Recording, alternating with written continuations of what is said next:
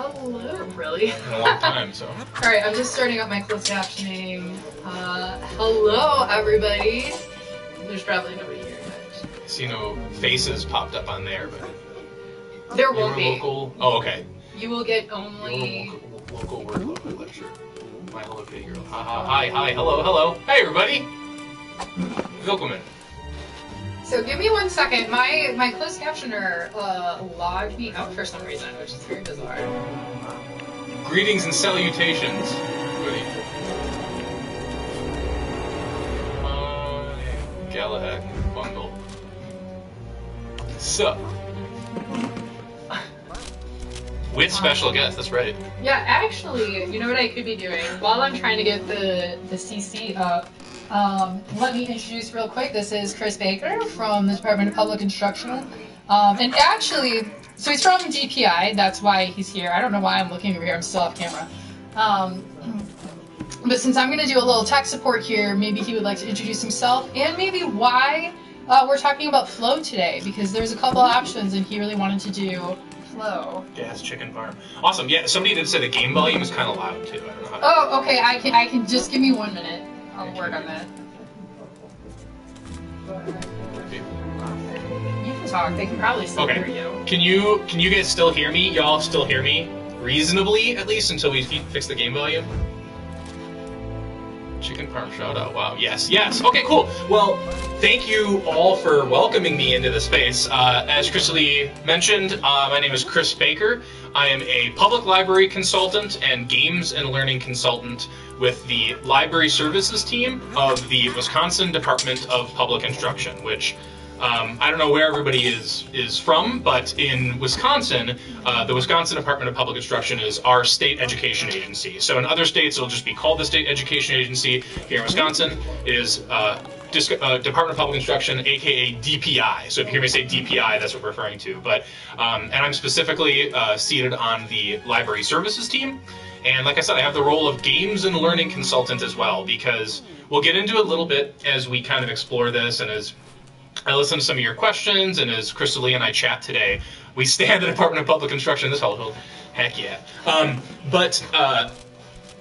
I grew up as a gamer, a video gamer, hardcore video gamer, and always found there to be some gap between the amount of interest that I had in the games that I played and, of course, how I learned in the classroom. And more importantly, it wasn't just about the interest that I held, but my desire to develop mastery within a game that I was playing, even if the tasks, the activities, the things that I were doing in that game might be considered as mundane as some of the ways that you learn, some of the ways that you work, right? I was wondering why that was the case, that I was so interested in getting into video games and would develop mastery, but in my traditional learning or my jobs, I would struggle to be that engaged.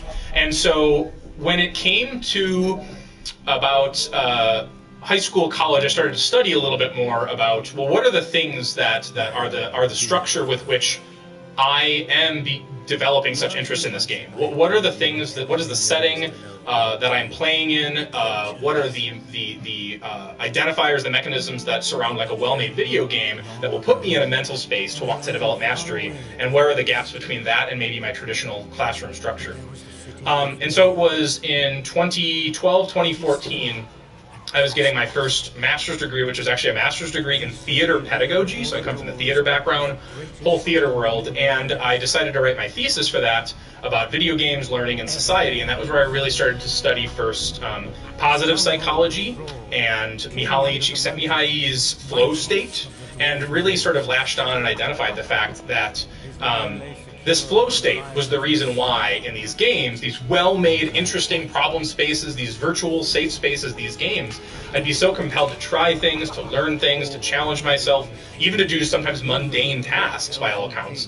But I would do it really with interest, deep interest and focus, and would develop mastery over time. And so that was really when I started to, I studied, I wrote my thesis about that, learned about the flow state, and since then, in getting into working in libraries, I've really appreciated how, especially in informal learning settings like libraries, we can really latch onto flow state with our users by offering things like games-based library services, and people will learn at the same time, right? And so I've studied a lot about I've done a lot of studying related to the best learning principles, a la James Paul G. and some of the other scholars out there, Kurt Squire, and Mihaly Csikszentmihalyi and his work with the flow state, and how that can be overlaid with learning environments and work environments to hypothetically maximize people's interest in those spaces and focus, and make them develop mastery. So that's kind of where I think my story is, from being a nerdy, neurodivergent ADHD gamer as a kid, up through theater and libraries, and now working for the state education agency, being able to work on all these cool games and learning projects, and doing scholarly work too, and coming here to guest lecture to you all and hang out with Krista-Lee. So it's kind of my story, I guess. Yeah. I just want to shout out all the love for DPI in chat. Thank you. Yes, thank you. All the love for DPI, baby. Can't wait to go back to my boss and say people like us. That's great. Alright, so, wait, is this our first guest speaker this semester? I'm slightly confused because I just had a guest speaker in my other class yesterday. So, real quick, let me explain how how credit is going to work for today, okay? Because I am not going to give you discussion questions. You are going to have to ask questions of our guest speaker, and you can ask him about the readings that were assigned. He is familiar with them. They came from him. Or you can ask him, if you want to ask him about his job or his work, since that is also relevant to class, you can ask him those things. Those are what will give you credit. If somebody else asks a question like that, and you about the reading, for example, and you have an opinion or thoughts on it, you can also answer a classmate, right? So those are the 2 ways you get credit. So usually there's 3 ways you get credit, but today I'm not going to give you any discussion questions. It's all you. So it's the other 2 ways you get credit. I think we need a hammer. I think I don't have one. Do you have one? I don't have one. Wait, this guy does. Looks like yes. So what do you need, bro? What, do you just kill him? I did not mean to kill him. He'll come back. Oh, he'll come back. That's the beauty of Legos, right? I know. So we can switch to him. I just forgot what button it is. There it is. Cool here. There we go. Oh, you got him. Good. I got him. Smash. So I did see somebody asked in chat what my favorite game was. Oh, that's a big question. But you don't get credit for that question. Depends on what game format or what genre you're talking about. So, I mean, I love RPGs. I love open world RPGs. I love action RPGs. I love certain first-person shooters. I love 4X games. I love strategy games. I mean, it really depends on what your subset is. Disco Elysium is one of my favorite games of all time. I love Disco Elysium.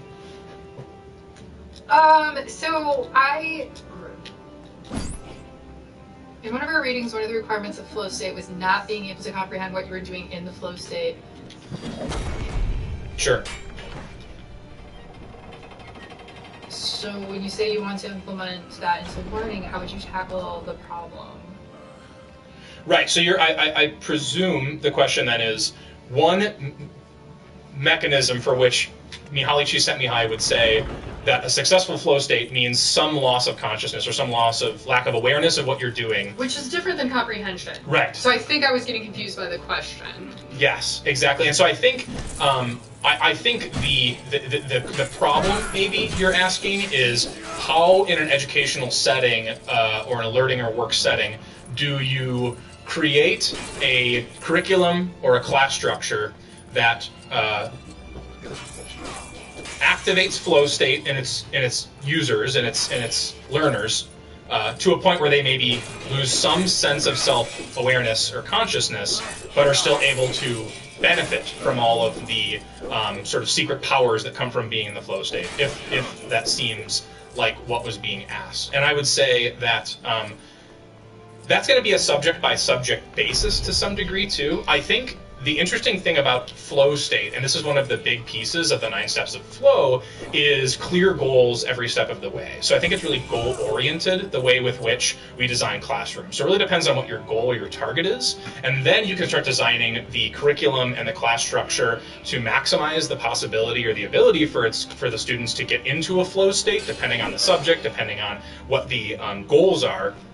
And I think the learning happens like Krista-Lee mentioned, the comprehension, the deep learning happens independent of recognition of one having deep learning, right? There's the sort of social emotional component to this that deep learning is occurring. The learning is almost being smuggled in with the focus, with the fun, and it doesn't necessarily have to be a situation of recognizing that you are absorbing information. In fact, sometimes we absorb information best when we're not aware that we're absorbing information. So I think that's part of what that means in more of an educational setting, rather than having students not being aware that they are comprehending or developing mastery or learning anything at all.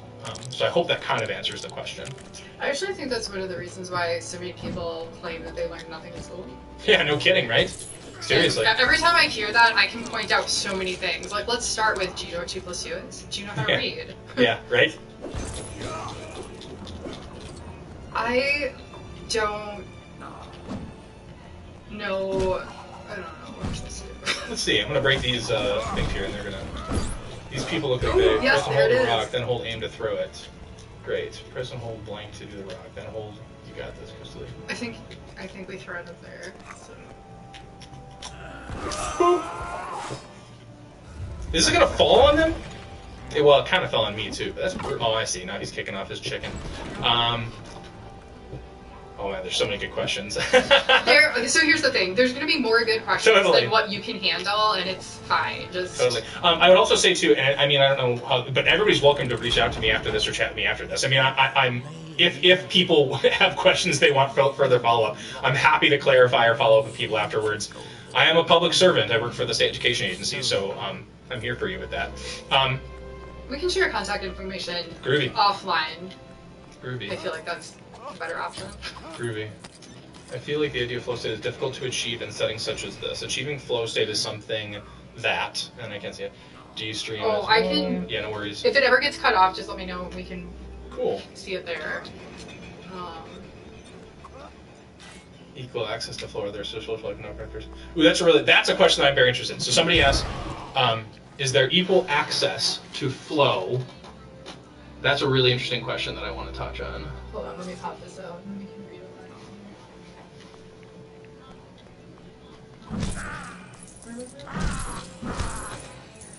What was the first word? Is about equal access to code, whether or not there are... So here, does everyone have equal access to flow, or are there social/economic factors that make it easier for some people to experience it than others? I think that's a great question. So I think the thing with flow is that flow is something... My understanding of it is that it's relatively, one of the reasons it's so effective is that it's relatively universal. It doesn't have to be tied necessarily to any given intrinsic activity or medium. I happen to think that video games offer one of the best, safe, virtual spaces to effectuate and to tap into flow, and it can be played in a browser on the cheapest Chromebook, like with Field Days Learning Games, our learning games studio here at WCER of UW-Madison. So it's very accessible and it's very safe, pretty affordable way to offer a virtual space for people to tap into flow. That being said, flow can occur if you're playing basketball. Flow can occur if you're gardening or if you're cooking. Flow can occur if you are doing math and you're obsessed with math, right? And so I think part of it is that, yes, it's something we should be very conscious of, that there may be economic or social barriers that prohibit the most robust access to flow-based materials, activities, etc. But I think flow can occur in almost any format, almost any setting. There are probably just certain settings that are better primed to actually to activate flow in users than others, and that definitely could be seen as being tied to economic access and social access. So it's a very valuable question, I would say. I have to go up here somehow. Yeah, I think so. I think if you push that this guy here, over, okay, cool. And then you can. Bonk. Do I have to jump on this bad boy? Yeah, so what we're trying to do is Bonk. Given that individuals with ADD often find it easier to achieve flow in video games than academic tasks, how can educators... This is a great question because I have ADHD. I'm diagnosed ADHD, and this is one of the reasons why I think I was drawn to flow. Given that ADHD Individuals with ADHD often find it easier to achieve flow in video games than in academic tasks. How can educators integrate game design principles, immediate feedback, incremental challenges, traditional curricula to support neurodiverse students' engagement and learning? Great question. And that is actually, I would say that is one of the core conceits with which I think some of the best principles that are found in well-designed video games, a la just interesting, virtual, well-designed virtual problem spaces. Some of the ways, especially when it comes to things like immediate feedback to actions, like really quick evaluative mechanisms for users when it comes to collaborative opportunities. So like you think about like joint flow state, when you get multiple people in a given setting experiencing flow together, which is a wonderful way that we can talk about collaborative or cooperative learning in a classroom setting. Subject agnostic, right? Whether we're talking about math, whether we're talking about science, history, whatever, you name it. Collaborative projects and collaborative problem solving is a great way to utilize or tap into flow state in educational settings, following and utilizing some of the really strong principles of well-designed video games. And that's in things we talk about too, like Krista-Lee and I right now, to some degree, I mean, it's hard to do because we're talking and we're responding to chat, but if we were both focused on playing this cooperative game entirely, we'd be sort of starting to tap into a pseudo-collaborative flow state, where we'd be working together in tandem. We wouldn't even necessarily have to be speaking or communicating to each other. There'd be an intuition that would develop that was goal-oriented based on our problem, and it has to do with all of the amazing feedback and effects we're getting in this virtual setting that really gets us to a point of experiencing and developing deep learning and mastery of the game together in practice while we're doing this. I like to think of something like that akin to musicians playing. I'm a musician as well. I play guitar, I play bass. If I'm playing bass guitar with a drummer, and that drummer and I, as the rhythm section, really get into the pocket, we're getting into a type of flow state very, very similarly to you might experience in a cooperative setting like this. You could say the same thing about playing sports together or doing other types of activities together. But ultimately, if we know what makes flow state work, if we know what are the good principles of flow state, then we can start to try to adjust our educational and work settings even slightly based on different goals and different subject matter, different needs for those settings, to be able to activate flow, sort of setting agnostic in some ways, or subject agnostic. And I think that that collaborative piece is really valuable there. So I think that that's how you can pull together that maybe people that are slightly neurodivergent, people that maybe have ADHD, ADD, and maybe people that don't have some of the similar things, some of the similar neurodivergencies, and collaborate, tap into flow together in an educational setting. So I want to comment real quick because somebody mentioned students checking their phones all the time and therefore not being able to get into flow. So if you get into flow, you will not think to check your phone. Correct. All right. So here's an example, granted not educational, but yes, because I'm lecturing right now and in a public lab, I'm not going to reach a state of flow. However, if I was at home, for example, and playing Civilization gets me into flow better than any other game. One more turn. And exactly, and I will not play it during the school week specifically because I will pull an all-nighter not on purpose. Whereas when I'm playing other games, and again, it depends on the game and everything. Yeah. But a lot of times, yeah, I will. I'll be like checking my watch or the cat's meowing or whatever, and so I don't reach flow, and so I do those things that are distracting. But I mean, my cat could stand in front of me screaming and I probably would not notice while playing Civilization, no right? kidding. Because that is the state of flow.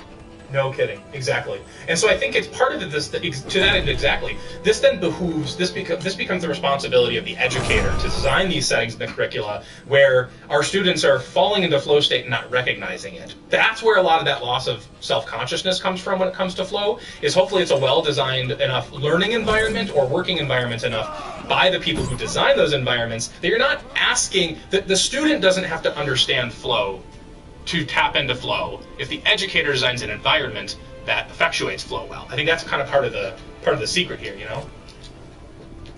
Turn the cranks. I'm gonna turn this crank here. Oh wait, here. You should absolutely. Button mash. Another great question I saw is people said, I think somebody asked about if educational environments were the best places to integrate flow as a concept. And ironically, even the article that we read that was from 2014 that Mihaly Csikszentmihalyi was interviewed for.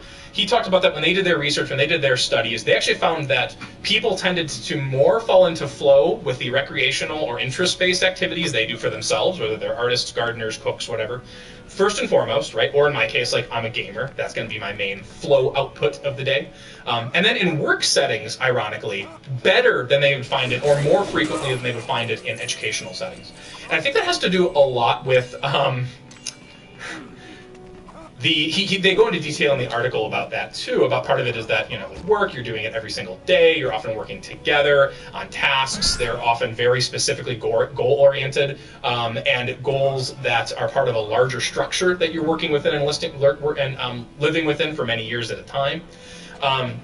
Whereas in educational settings, and I think this might speak to the fact that we may not be evaluating our students' success rates and making them whole citizens with the best metrics at this point, right? Like, we may be a little bit too product-based in our evaluation of students, how much they can produce for society versus them as an individual or them as a part of a community being whole people. So I think part of it is one of the reasons why we see flow happen more at work and in personal lives and interests and activities versus like educational settings, I feel probably speaks more to issues with the evaluation systems for educational settings at large, more than it necessarily does, and one could also argue for work too in many ways, rather than it necessarily does that education is not the right setting for flow, you know, or not as effective for flow as like work.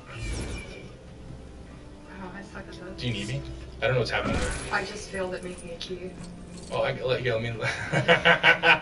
So it's one of those ones. So I think you Oh, have, I have to be. You have to be on the other side to be in the circle. It's one of those ones Do I where have to it's be like that bro? you have to hit it when when Oh, yeah, when the baby. button comes into the circle. All right, let's do this. See if I can do this. So Oh yeah. That's It's a little sort of. Actually, this reminds me of Undertale a little bit, but Guitar Hero-ish Undertale. Sure, yeah. What's the most difficult game you've played so far, but you didn't one where you didn't lose all? Oh, that's a great question. All right, so I have to say with 100% certainty, one of the most challenging games I've ever played in my life, and this was back when it first came out. So now this might be old hat for everybody, right? Like, at this point, we've got Dark Souls 2, Dark Souls 3, Demon Souls Remastered, Dark Souls Remastered, Elden Ring, of course the new Elden Ring expansions coming out soon, etc. But Dark Souls 1 was one of the most difficult games that I ever played through, where if anybody who's played Dark Souls knows the boss specifically, Ornstein and Smough, it's sort of a major climactic battle point in the game. It's kind of a crucible for gamers in that game. And I probably bashed my head against the wall trying to beat Ornstein and Smough for like 4 hours the first time that I ever played Dark Souls and got to that point. And I failed and failed and failed and failed, but kept getting back on that horse.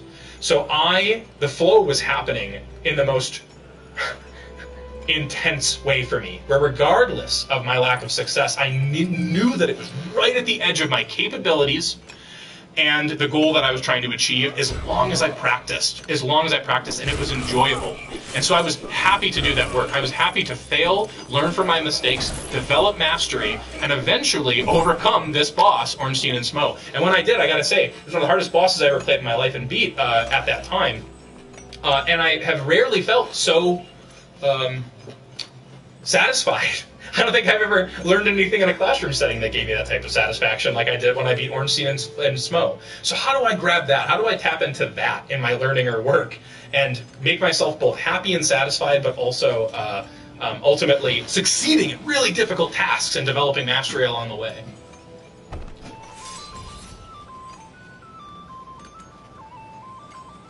Up arrow. So we're dancing, huh? We're dancing. Yes, we are. And somehow, so I was somebody else, and now I'm this guy with his hammer. Can I turn back to the other dude? Let's see. I think we lost the other party. Sorry, man. Not in a bad way. Like, He's gone. You get the different party members right for different. Use a pickaxe, such as one carried from blank to mine the Lego rock. All right, so who's? Do you have a pickaxe? Because they also. Oh, I can also be this guy too, right? This guy's got a hammer. It says pickaxe, but. Oh, no, that's Oh, I think I just turned into him. But this guy's got a hammer, doesn't he? This doesn't look like a pickaxe. Maybe I need to be one of those dudes. Oh no, I guess that is a pickaxe. Okay, cool. Set up an entire steady flow state. But do you think there's a good way? So, this will feel like a shameless plug, and I apologize. I assure you it's not such a plug. But a lot of these questions about like how do you do this in an educational setting, I actually attempted to answer that question in the thesis that I mentioned that I wrote, which was called "Video Games in Society: Their Effect on Video Games in Society, Their Effect on Students and How We Must Alter Our Pedagogy for Students of the Digital Age." Something like that. I wrote it in like 2014, right? But in that, I do take all of the specific elements of flow state and align those with practices of designing a classroom setting or a curricula, so that way there are at least conceptual examples of how you might apply the flow state principles within a learning setting and how you might adjust the learning process for students to help tap into that. So I could go into that now, but honestly, I'd say it'd be better to read about that and do some research online for successful examples of teachers that have implemented flow state. I will say to you, often Montessori schools are controversial for a number of reasons. I think that's understandable, but Montessori schools often play with some organic classroom settings and communal classroom learning techniques that sometimes can benefit flow states more than traditional classroom settings. Have you ever found yourself not wanting to play a game because you can't get into a flow state, even if it's interesting? Yes, that's a great question. In fact, there are a lot of extremely popular games that come out that I hear about, I read the Steam reviews, I read whatever. At home, I've got a PlayStation 5, a Switch, Steam, I've got a nice gaming PC, etc. And so I can play most things that come out. And what I will say is that I will, there have been many times where I have tried the newest, hottest game, whether it's a really big-time AAA immersive title that's intended to transport me and have me embody a whole other life or experience, or maybe it's just a more interesting puzzle game or roguelike. It's more mechanically interesting than it is transportive, and I will not get it. For some reason, I don't fall into the flow state with them, and I don't even necessarily understand fully why, in every case, this game isn't resonating with me. Well, it's obviously resonating with so many other people, and they get into flow state so effectively. So that part of that is understanding that flow state looks different for different people. And so designing classroom settings or work settings that allow individual or unique opportunities for buy-in based on that person's interests and learning capabilities or work capabilities is to try to meet people at their level and have them try to bring flow states to the person rather than expecting the person to follow a specific formula to get into flow state every time. That's part of the pedagogy of all of this. Like, that's kind of what we're talking about, is understanding flow state robustly and then understanding how to what that flow state looks like in different ways so it can be overlaid depending on the goal. It should always be goal-oriented, you know? Krista-Lee's building something. I'm actually not sure what. Nice, I love it. I don't even have to say this is my flow state right now. On the topic of education being the least conducive setting for flow, I wonder if it might even be, if that would be a good thing. Grade school, this is interesting. On the topic of education being conducive setting for flow, I wonder if that might even be a good thing. In grade school, students are trying to learn the basics of many different subjects, while also learning basic life skills like time management, communication, teamwork, etc. Surely experiencing flow is not the only way or necessarily the most effective way to have deep learning with these things. Maybe there's just a better strategy that will also work in a classroom. That's a great question, or point, I would say. Frailrick. I think that you might be approaching that question or that convention from a different angle than I would approach it, right? I think that if we can, did you do it? No, I failed.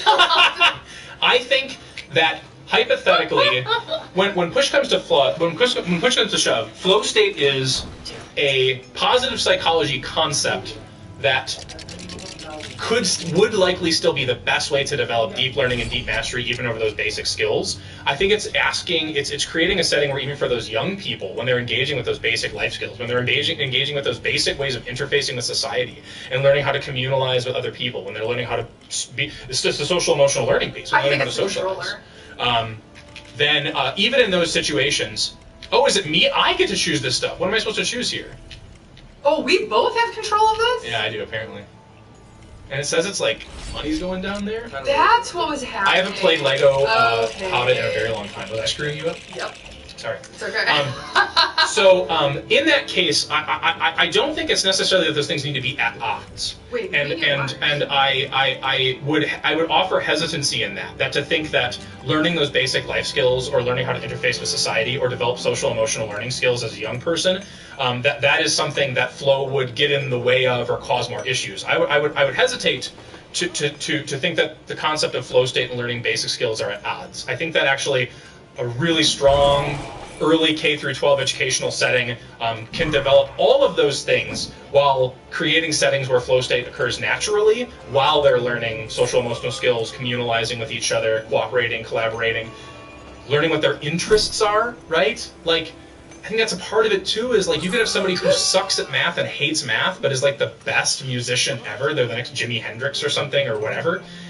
And if they're not given the opportunity to get into flow state with music, one might not ever discover that they're primed, their mind, nature, and nurture is primed perfectly to make them the next amazing musician. Maybe they're just not meant to be the next A Beautiful Mind. You know what I mean? Like, so I think part of it is also identifying the pathways for our learners, for our workers, that will align with their interests and their natural experiences in a way that they will find themselves beautifully prepped for. What the hell is that? What am I doing here? Okay, what am I doing here? so you want to go to the green one and then say okay. Oh. No, the problem I was having is anytime I was on the right side, Yeah, I could not get my controller to line up on it. I could do all the other ones, but not that side. This is me now trying to get into flow state with this ability. You do it, and I will look at some of these questions. Heck yeah.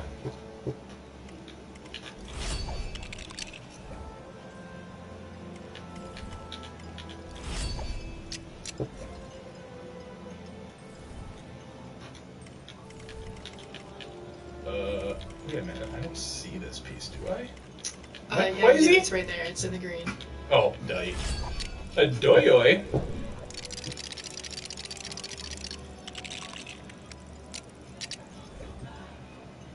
This is fun, y'all. I mean, sorry if this seems like it's chaotic. This is my first time ever guest lecturing and trying to read a chat and answer questions at the same time. But I'm having a blast, and I hope that at least people are thinking and imagining ways of seeing this stuff be put into practice.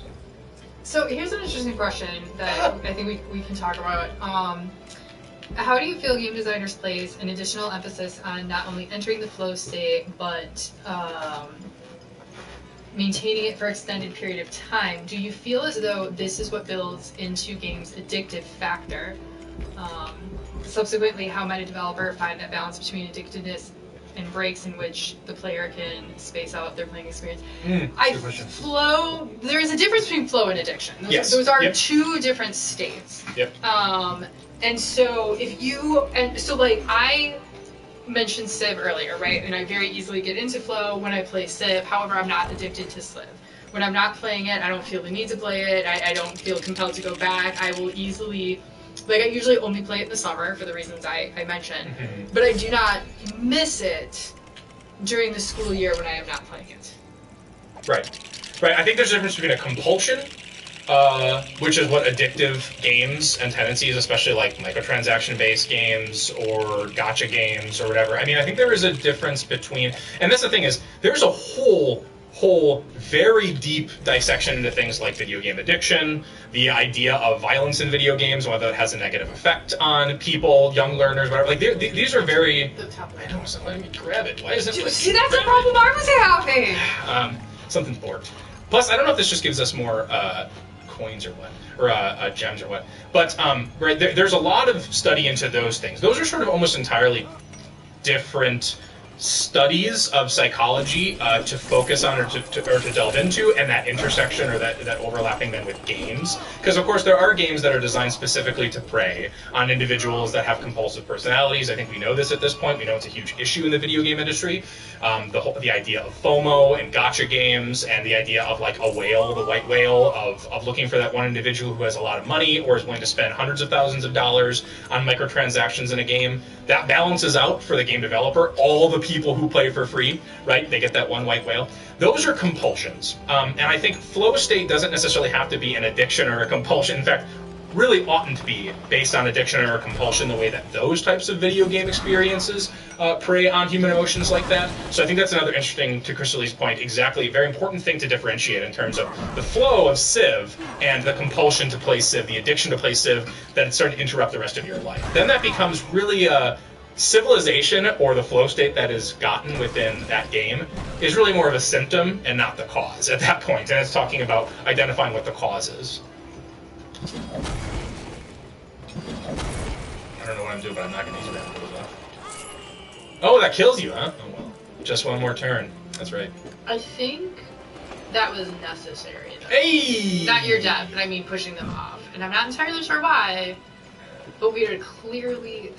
It's funny, too, because like the Lego games are some of the most like user-friendly games ever, but I'm still like, what am I doing? Because I'm not paying attention. It's so hard to pay attention to what the expectations are for the game. It's fine. So, like, so one thing that I had to get over when I started teaching in this way was the fact that I am a terrible player. I was going to say, when I teach. I promise you, everybody, I want my video game cred to stay strong. Yeah, I know, promise right? you. Like, I'm going to go home and play Kingdom Come Deliverance 2 for hours tonight, so I promise. I'm a capital G gamer. I play so much better when I'm not streaming. Yeah, right? I wonder if we have to do that build, if that's our problem right now. It seemed like it was just for money, but I'm going to try it again, because it did seem like it was bored. It was like, it was working at first, and all of a sudden it would be... Yes! Thank you. I'm glad it's not just me.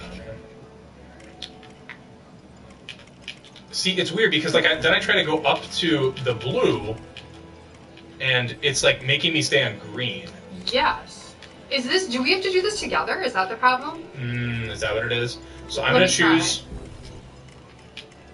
Oh, it's because we both have a cursor on that. So you're blue, I'm green. So while you're on that, I can't go select it.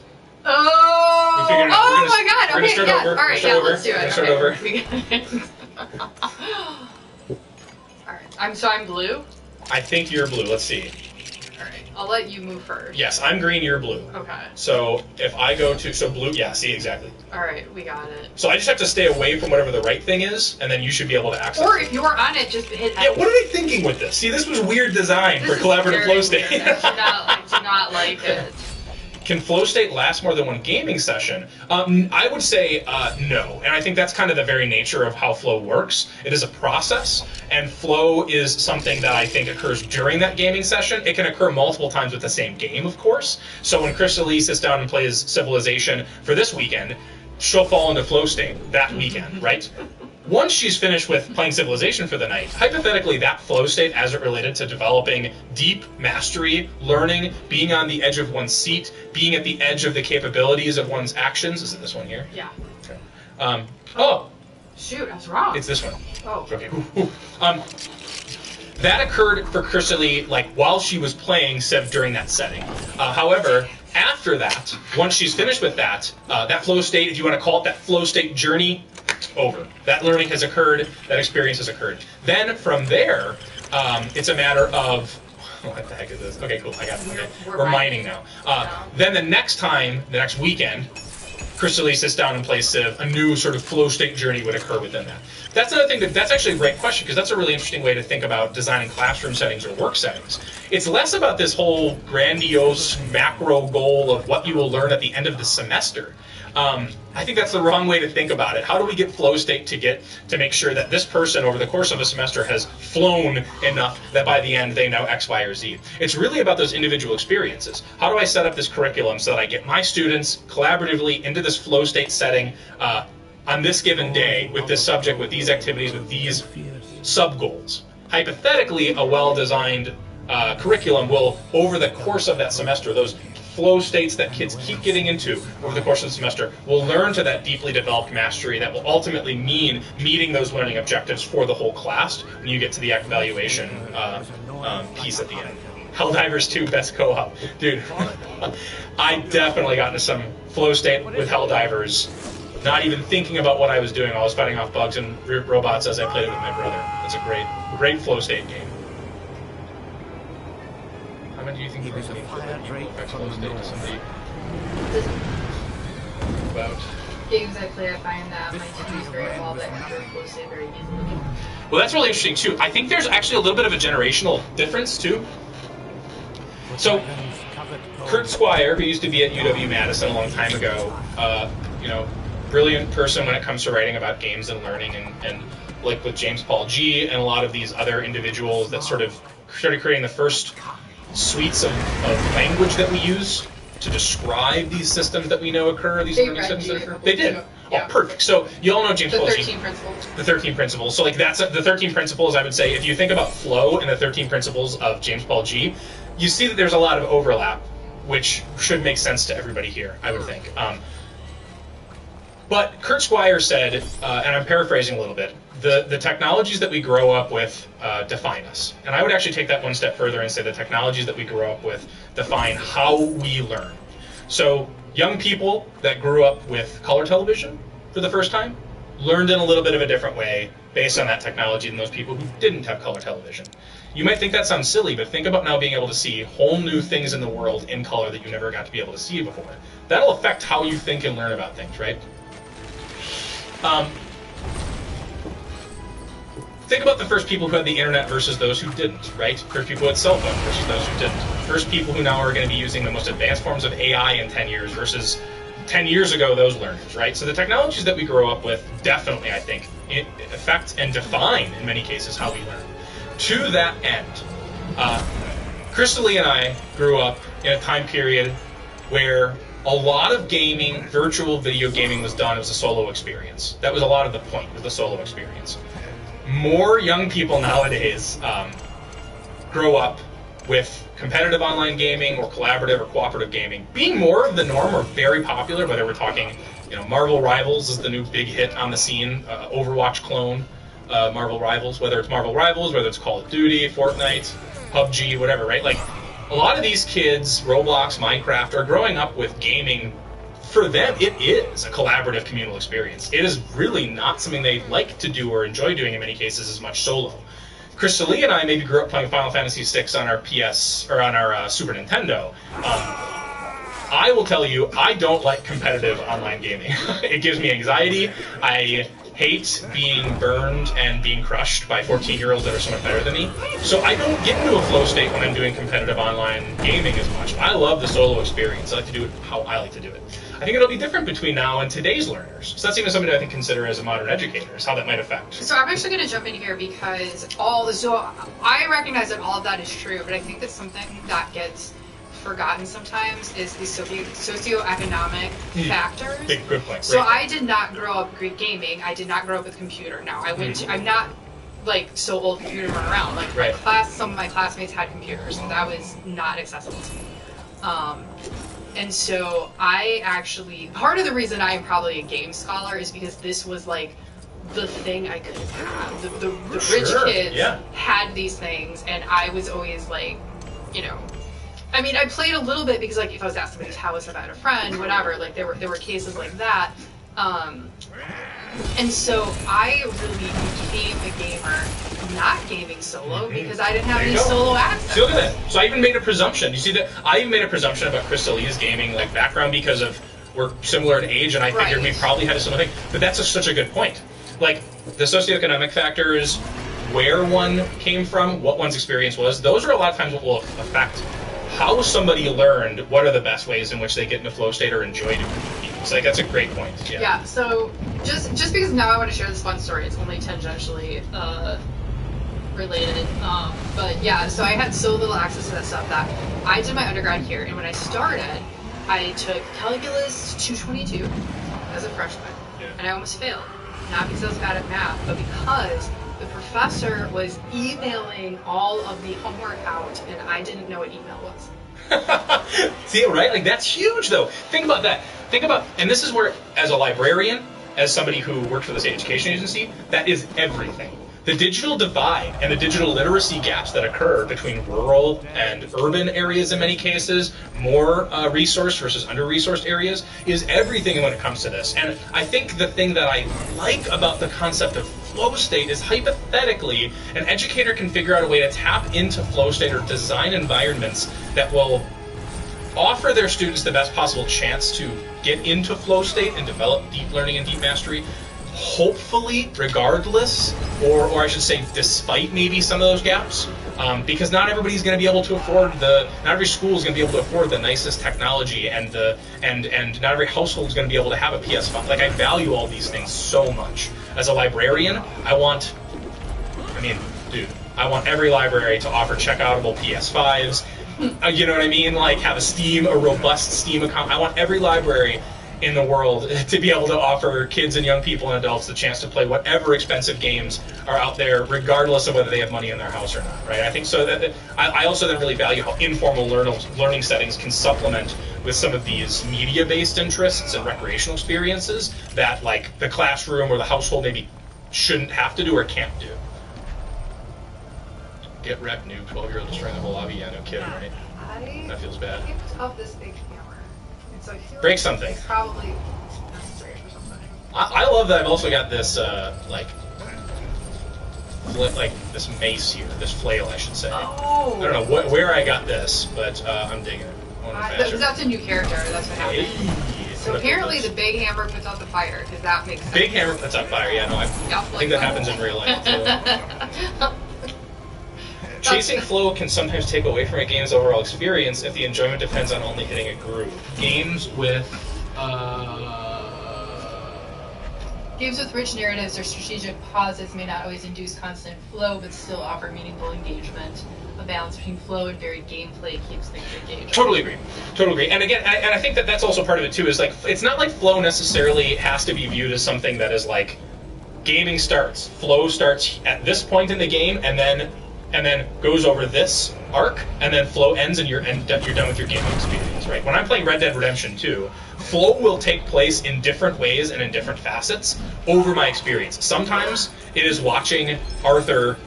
I don't want to spoil anything with Red Dead Redemption 2 just in case anybody hasn't played it. Sometimes it's watching Arthur go through a difficult experience in an extremely atmospheric, immersive, cinematic way, and I am now transported. I'm there, I'm feeling, I'm empathizing with Arthur and the company, and I'm crying as whatever XYZ happens, right? That is a version of flow that might take place that happens from a narrative or from a role-playing perspective. But flow could also be something mechanic, right? If I'm hunting that deer in the woods in Red Dead Redemption 2, and I'm crouched, and I got my bow and arrow, and I am locked in, waiting for that deer to put its head up so that I can hunt. And I'm trying to hunt. As far as I'm concerned, I am embodying Arthur. I am transported. I am trying to hunt for some reason. That's almost more of a mechanical flow state that occurs. So flow can happen multiple times and in different ways, I think, in a gaming setting. And I think we can identify the touch points that indicate flow based on those 9 principles that Mihaly Csikszentmihalyi highlighted, right? Those 9 different principles. I think whether it's the cinematic version of that experience, the narrative version, whether it is a mechanical version. If you're playing Balatro, right? Anybody here play Balatro, the new roguelike solitaire deck building game? You're not going to be having much of a narrative or role-playing or embodiment-based flow with that. I'm not necessarily thinking, oh my god, I'm a card, and I'm completing this perfect straight, so I'm doing that, right? But what you are doing is the mechanics. You start seeing these roguelike pulls you're doing with your cards building up, and you know your point total is just going to be skyrocketing when you finally play that hand. That's a different type of mechanical flow. So I think flow can occur in different ways, but I very much value the idea that was brought up that it's best when there are sort of modular, varied ways of offering flow to players and users, which I think the same could be said for learning and work settings. Having modular and varied ways of doing it is the way to make sure that you can reach different types of people, diverse different types of minds and people where they're at to encourage flow, versus it being one specific formula for this subject, for this learning outcome. A lot of it is being creative and organic as a teacher, and that's what I hope everybody takes away from this more than anything is I think video games offer a very valuable safe space to dissect and investigate flow as it might pertain to different subjects, as it might pertain to different learning outcomes, goals, options. But in a classroom or learning or work setting, flow can take many different shapes and take many different shapes. And so I think, if anything, that's what I hope people will take from this more than anything, is to figure out what that is based on the goals you're trying to accomplish with your learners, your users, your employees, etc. Yeah, I think personally I'm focusing too much on achieving flow can sometimes reduce the fun of a game. If a game is only Fun when you're in the zone. Personally, folks who mention achieving a flow state can sometimes reduce the fun of a game. If a game is only enjoyable when you're in the zone, it might feel boring or frustrating other times. This can make the game less appealing if you're not always hitting that perfect balance of challenge and skill. I don't disagree. In fact, I will say for Zays, isn't that interesting to consider though, right? So like, let's just say that you are in high school and you go to one class that does flow really well. I don't care what the subject is, just history, math, science, right? That learning setting sets you up with your classmates. You all learn differently. Some people might be more quote-unquote visual learners. Some people might have an inner monologue. Some people might not, whatever, right? Some people might have access to technologies and different media at home that others don't. There's all these different places and ways in which these people are coming to the same table to feast for that class, right? So let's just say you go to the science setting and the science class, and you experience an amazing flow state, right? An absolutely amazing flow state. Now you go to the math class, and unfortunately it is the most traditional, boring form of math ever. I think that highlights the gap between the success one experiences when a well-designed flow state has been thoughtfully implemented or integrated into the classroom curricula and structure, and when one hasn't. Now, I think as the learner, as the user, you might be finding yourself more naturally drawn to that science as a subject than I think you want to jump up here with me. Can you? You're the only character that can do that. Well, how do I do this? So your character has to have a way I just drowned in gold. to help us because these two can't do the swing. Let's do this. Oh. We're way back here. No, we what the heck? cannot get past that. No, we'll come back here to you guys. Let's see. When swinging, dwarves such as Blank can jump onto you to swing as well. There you Right, go. So I'm you're going to have to swinging. ferry us over. I'll ferry you guys. I just drowned in gold. So I think that's an interesting thing that was brought up too, is that like that balance of seeking flow state and non-flow experiences is important. It can also highlight, I think, the deficit in some cases when we have people that experience flow doing one thing but not another thing. I think they might be less inclined to want to do that. Wait, can't we? No, you should be able to run up here right now, right? And we should be able to jump on this together. Yeah, we're leaving behind one of our party members. Yeah, let him die. All right, that's fine. I'm just kidding. I don't know if it's important or not. I don't know either. Do you think getting into flow state while playing violent video games could be unhealthy? That's a great question. So, just in time, that's a really big thing to unpack.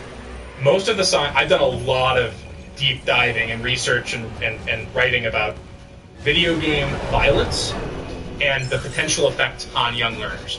And really, what I believe most of the most well-vetted science at this point would suggest is that it's less about violence, playing through violence, making a young person feel, oh, this is normalized to me and now I want to experience violence in real life. It's more that we find that whenever users, learners feel frustrated by the thing they are doing, that the thing is unfair, that the mechanics are working against them. Could be a game, could be life, it could be a school, it could be a job, it could be gardening, it could be trying to cook a steak and your burner is off and it burns your steak, right? When people feel like the system that they're operating within is fighting against them, they tend to become very frustrated and develop aggressive tendencies. And those aggressive tendencies can lead to poor choices. But I do not believe that the science has confirmed that, for example, exposure to violence in video games or getting into flow during violence in video games is going to make any individual more likely to want to experience violence in real life. In fact, to some degree, that person who is experiencing flow while playing Call of Duty or whatever might be even able to really parse out effectively that they were experiencing this enjoyable flow state in this video game distinct as from real life. I think that what they're seeing more is that the science suggests that aggressive tendencies in young people and kids often comes from feeling like frustrated or like the world is against you and there's nothing you can do and it feels unfair. And that's what I like to engage with more than anything. I think we'll find more value in that, in my opinion.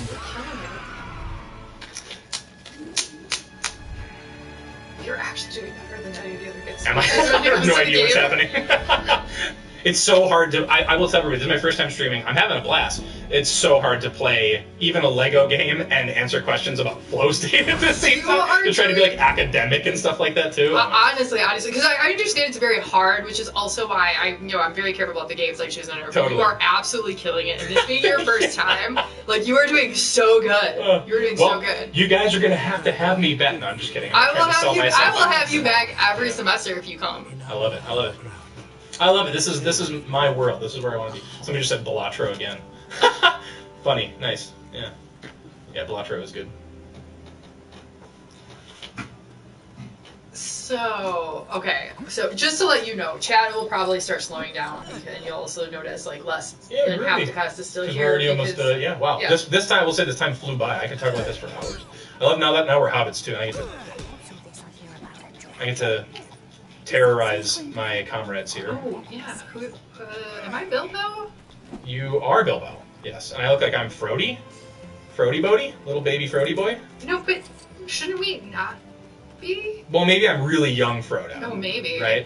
Because in the Hobbit, because Frodo does not appear in the Hobbit stories, does he? Who is this guy then? Who is this? I don't know. Wait, hold on. I think if we go, does this tell us? Why are you waving at me, Hobbit? Oh, we are Frodo and Sam. They mix. Oh, so this is. I see. We're now into Lord of the Rings lore versus explicit Hobbit lore. And that's why I was confused, because I was thinking this was the Hobbit book and not. Oh, it's like the Peter Jackson extended universe version of the Hobbit. Yeah, maybe. Which is, I guess, just this whole series. But that's fine. I don't care. It's all fun and games anyway.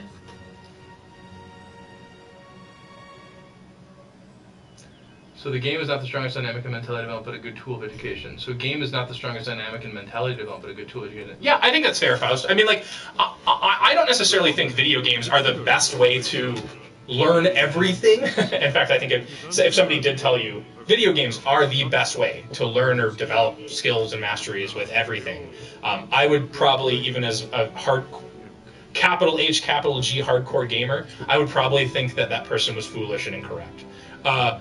I think that games are a very compelling tool for me, video games, because they are virtual. In the case of like field day learning games, they can be played on the cheapest Chromebooks all over the nation, and they are. And they can be played in a browser. So you don't even have to have a specific, you just have to have a basic, really crappy internet connection and a Chromebook, and you can play it. Now, there still are, of course, considerations when it comes to digital divide and gap, even with that. Not everybody has internet, not everybody has Chromebooks. That's a failure, I think, of our general national education system, which I hope that we can better someday. But I think, yeah, I don't necessarily think that video games are always the best way to do it. I just think video games often can be, and especially because now kids are growing up as gamers, and they're learning how to learn as gamers, that might be a place to meet young learners really effectively in a space that they're already compelled by and primed to understand what it's like to feel like flow state while gaming.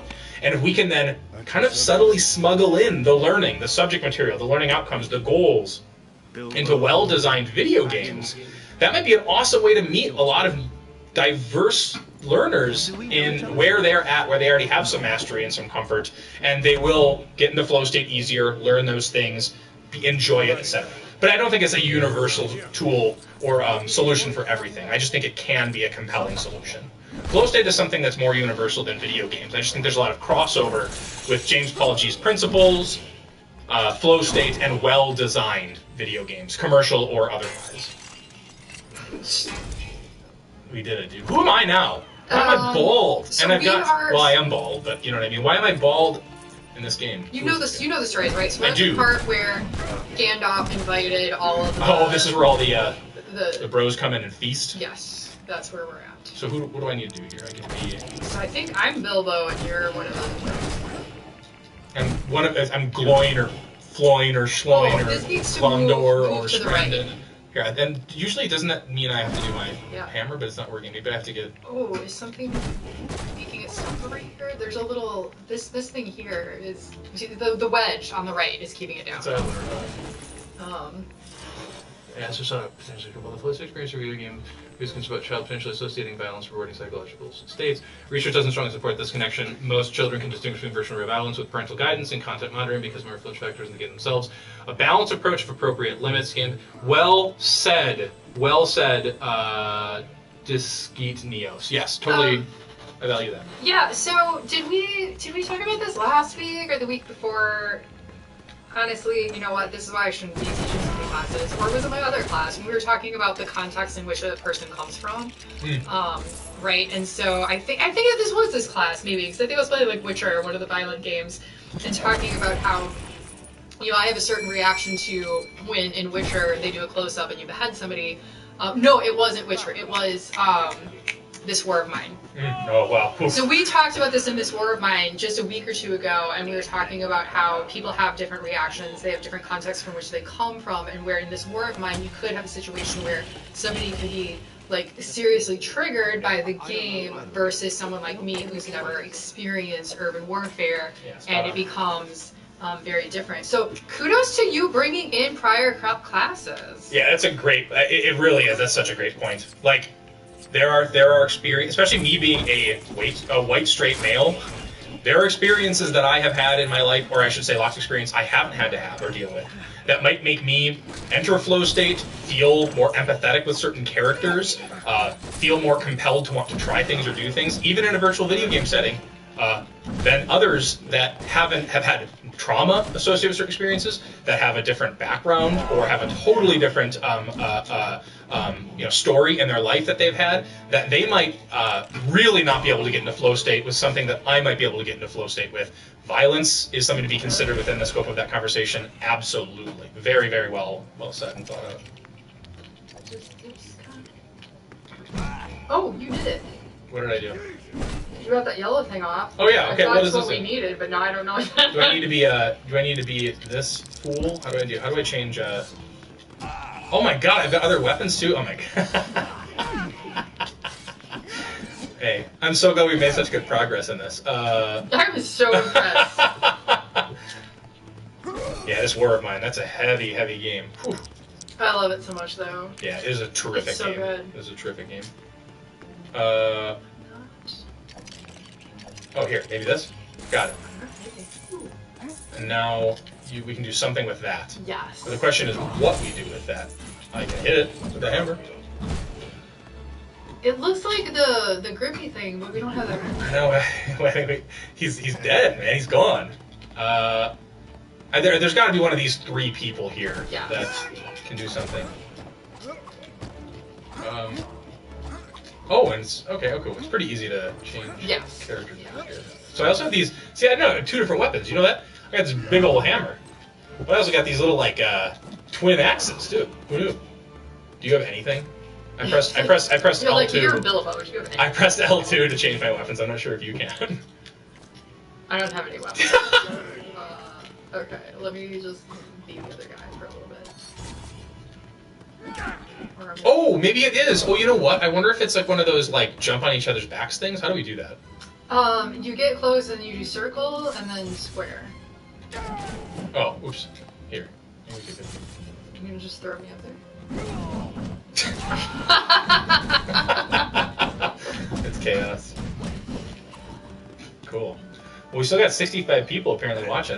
This was awesome. I've really enjoyed this. I could do this. Thank you. I would actually really love to have you back. Oh, I'd love to. I would love to. And I mean, whether it's flow state, whether it's something else, there's so much that I would love to keep chatting about this. And all I will offer people here that are still watching is that I approach this from a very different perspective in my professional work as a library professional. I think there are differences between formal and informal learning settings and educational settings, right? Yeah, so a teacher designing a K through 12 science class is going to be thinking about flow state, games, James Paul G's principles of good learning, all these different things in way different ways than for example, a teen services librarian, which I was for a number of years, might think about in terms of offering an after-school activity program that I'm more focused on social emotional learning for those kids and community and connection than I am about necessarily a learning outcome like I want them to be able to solve this math problem. So if you think about that, I'm utilizing flow state and games in a very different setting with very different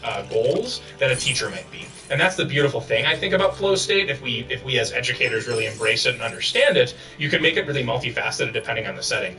Heck, I mean, we have examples of employers that set up their workspaces to be more conducive to flow state, and you have lots of times happier employees, not just better at their job, but happier, because flow state is good, it's positive psychology, right? So just to think about the diversity of ways and places in which flow state could be implemented, depending on the audience, depending on who's doing it, where. Why am I the old guy now? Why am I the old fella? I don't know. I started looking in other rooms to see if we were just maybe missing a tool or something that we needed. Try breaking this with your hammer here. I think you're maybe here. I don't even know where I am, dude. This hobbit hole is actually really big. It's really big. This is more like a Hobbit mansion here. I know, right? Like, I wish I lived in this hobbit hole. Bilbo's swanky. I can't. You can't break it. I don't even know. But here's the. Yeah. Oh yeah. Is this like a teamwork one or whatever? Sometimes we had that before, right? I just like that we can just connect with each other and then just start swinging wildly all over the place. Oh, this. Okay, we gotta build this. Good. Oh, that just got us points. Whoa! I just like. Oh, bonkers. Yes, I think achieving flow in violent video games could be unhealthy for kids, as it may subconsciously link violence with deep engagement. If a consistent experience focused on it could normalize violent behavior or desensitize them to its real-world impact, influencing. So, Celeste, that's possible. I would be cautious about. I can totally appreciate the question that's being raised, which it might be the case, and you saying, as it may subconsciously link. I totally value that, and I really appreciate the caveats with that. What I would say is I think we do need some more foundational, firm science to say that that is the case before we throw the baby out with the bathwater with that stuff. I just think that is I would always urge caution with the impulse or the gut check that it feels like it might result in that, unless we have determinate science or research that would indicate that to definitely be the case. It could be, and it should be explored. But I'm always cautious about saying,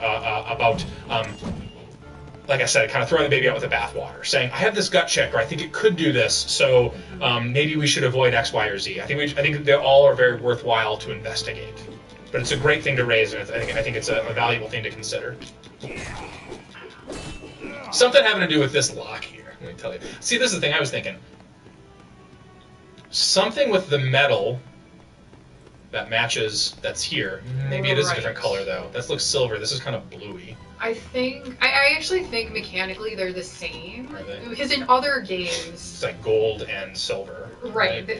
Those two would be the same. And in other games, you just need a specific character or a specific tool. And it seems that neither of us... That it seems like we don't have that yet. There's no... If Lego... Again, talk about flow state. Talk about game design. If Lego locked us out... Then imagine how many children would have been locked out of these. So let me tell you a story real quick. Bad so Lego. I have a friend who is a professional game designer, has been for like 15, 16 years, right? So we're not a noob here. He comes over, we're hanging out, we decide to play Pandemic, which is a game that both of us have played before. And you can make it easier or harder depending on choices when you set up, right? And he's like, let's go on like the medium road. And I'm like, what? No. I'm like, we are two highly educated game designers. Let's go on hard mode. And the game basically wiped the floor with us. Dude, sometimes I get too big for my britches. Yeah, exactly. Enough, I get the floor wiped with me, right? I don't even think, I think there's going to be no problem whatsoever, and then I just get crushed, right? It's the thing, man. It's humbling. It is. I vaguely remember the last time I played this getting also confused here. Wait, there's this gold guy here then. Yeah. And there's this like special flooring underneath, and so I feel like we're all also hurt because we kept running around accidentally hitting each other. So these three fellas are just running around bleeding and miserable all over the house, and nobody knows what to do. This is hell for them. In this fast-paced era, it's very hard for people for me to achieve flow. In games, I spend tons of time on social media apps and reels. What facts do you think caused this? So how can I conquer this? So that's a really good point. So yes, Yi Y. I don't know if it's Yi Wyoming or if it's just Yi. But they mentioned that in the article that we were offered too, right? Which I think is actually very interesting. So Csikszentmihalyi was a little bit before the time of video games being as well known, understood, and as prolific and as pervasive as they are nowadays. He mentions in the 2014 article, and he's already older at this point and already has done the bulk of his work and is more being interviewed after the fact. He mentions that the goal is never to become just totally passive or turn one's brain off entirely and be having no learning occur, right? Like, he mentions that. He mentions the difference between the artist's experience or the musician's experience and like going home being a couch potato and sitting on the couch or whatever, right? I would, as much as I appreciate Mihaly Csikszentmihalyi's work, I think he's a little dated in this regard now at this point. I think that video games are as much of a worthwhile flow state learning condition-based experience as reading a great novel or painting or whatever. I truly do believe that. I think that they should be treated with the same level of cultural significance and the same level of personal significance. But he mentions that, right? Like the couch potato, the mind-numbing quality where nothing gets where nothing is getting done. And I would actually say that the equivalent mind-numbing couch potato material that he was referring to in that article is probably akin to doom scrolling nowadays on Reels and on Facebook and on social media. So that is what I would say is like, this is going to sound so goofy, but if you want to get out of the depression and the lack of engagement and the lack of growth that comes with maybe doom scrolling and watching endless Reels and being on social media and absorbing all of the sort of scary, toxic things that are happening in the world nowadays, like, consider maybe turning that off, stop watching those Reels or those YouTube or TikTok shorts for a little bit, and instead maybe consider playing a video game. or I'm not even kidding you, right? Play a good video game, or go do art, or cook, or like go do an activity that you enjoy that's flow statey, that isn't totally passive, where you are not engaging at all. Because bear in mind, the difference between watching Reels endlessly or being on social media and doom scrolling, you're still really just a passive spectator at that point. You're just absorbing information. Even in a video game like Krista-Lee and I are doing right now, we're active participants. We're like making things happen as goofy as they are in this game. And so I would say maybe that's the alternative. So I'm just going to throw this out here as I'm going to take my teacher hat off. This is not, professional opinion, but in my personal life, I have found that using habits works really well. So I, during lockdown, had an unhealthy amount of time on TikTok. Yes. All right. It was during lockdown. What else was I going to do? Lockdown ends, and what I did, which worked for me, was, okay, I don't want to doom scroll TikTok. Things are actually open now. And deciding that I was only going to watch TikTok while eating breakfast was what did it. And now, no problem. As soon as breakfast is over, I'm done. Setting boundaries for yourself? Like, you can still engage with those things without it being the way that you avoid the world entirely for hours at a time every night, right? Like, yeah, that's a great point. Habits is such a good way.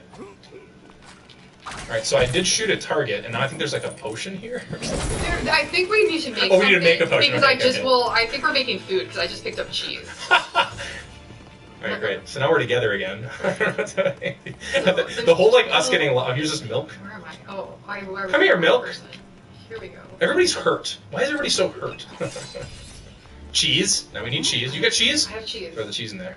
What do I press? I thought it was circle. No, it's this. I think it is. Maybe I have to go away and you have to... Is it square? Oh, is it cheese in your inventory? No, it's in my hand. Like yeah, it is. Yeah. But I don't... Is it X? No. Can I shoot you? Can I shoot you? You can. There we go! You threw it! Oh, can you pick Wait, it up? now I'm Bilbo. Oh, maybe Bilbo has to be the one to put the cheese in there. That's why. Because it's Bilbo? Yeah, I think so. You can do it then. Wait, no, I just threw it! No, I just threw it!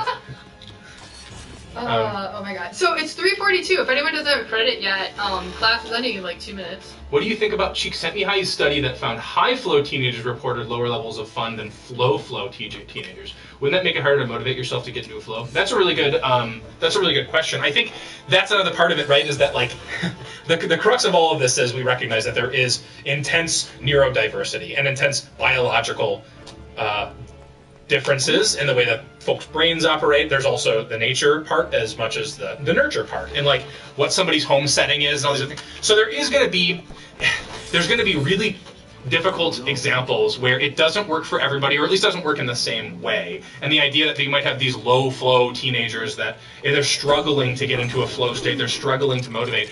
I think it's more about trying to figure out at what point and in what ways flow state does occur for those, and really leaning into that. So like if I was a teacher and I was working with some different learners and learners that learned in different ways, and they didn't get any of the flow out of gaming, they didn't get any of the flow out of whatever, right? Oh, he's got a South Siege. There we go. I would say that it's more a matter of understanding and starting to get a really good profile for how that learner operates, and at least at what point they start to find themselves being on the cusp of those skill and the capability, starting to lose consciousness. It might be that individual might get more out of weightlifting any day than playing a video game. They might get in a flow state more with weightlifting than they ever would with playing a video game, right? As you can see, that's not this profile. That's not this guy right here, right? In that case, then, how do you think about the ways in which weightlifting, for whatever reason, speaks to that individual learner in the ways that maybe some of the other flow state settings you're trying to design don't speak to them? I think as the learner, then, you try to develop a learning plan that still will have that same learning goals and outcomes in mind, but that might look a little differently than it is for other members of the class, while still engaging them communally with the rest of the class. That's just hard. That's what being an educator is. It's being really thoughtful about that. So we have to call it here. It's 3:45. Thanks for the conversation. Thanks for coming. You were amazing. I'd love to have you back in fall. So I love hopefully it. we can Happily make that happen. And I will see everybody else next week for whatever the topic is. I don't know. You honor me with your presence. Thank you, all of you. I appreciate you. Go to your local library. Support your local library. Yeah. Love the DPI. Krista-Lee is awesome. Love this class. Oh, guess what? Next week is library workshop week. Speaking my language. Yeah, so actually, I'm really glad that I looked that up. So I will post this in Discord. Also, I realize some people have already left, but next week is going to be a little different. So we do not have a mandatory lecture. I'm going to do kind of like I did a few weeks ago, where I will be available for Q&A, and so you can come chat with me, but there's going to be no credit. For credit instead, you have to go into the Discord, the discussion thread for Library Week in Canvas. You have to give us 2 sources for your paper in full citation format. This is going to be to the whole class, not to each individual discussion section, just so that you're aware.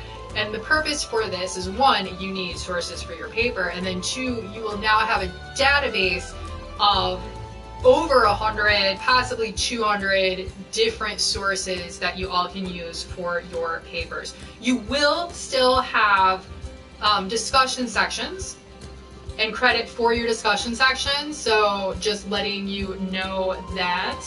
And then also there is an extra credit assignment that I posted for next week. It is March 7th. There's a talk on Gamergate, and refreshments will be provided. I feel like that always gets people to go, right? So there you go. Thank you. Goodbye, and I'll see y'all later. All right, we're still live until I tell you. Yeah, no worries.